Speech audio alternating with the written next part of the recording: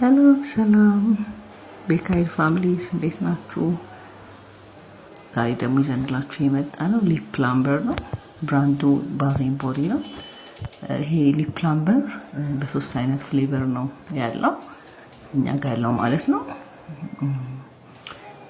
ከንፈራችን ስስ ነው እና ስንቀባው ወይ ሊፕስቲክ ስንቀባው የምናምን እንዲተለቅ ብሎ ጎላ ብሎ አይታይም ለምትሉ ሰዎች ይሄን ሊፕ ፕላምበር ተቀብታችሁ አፍተር ሆነ 5 ሚኒትስ ምናምን በኋላ ሪአክት ማድረግ ይጀምራል።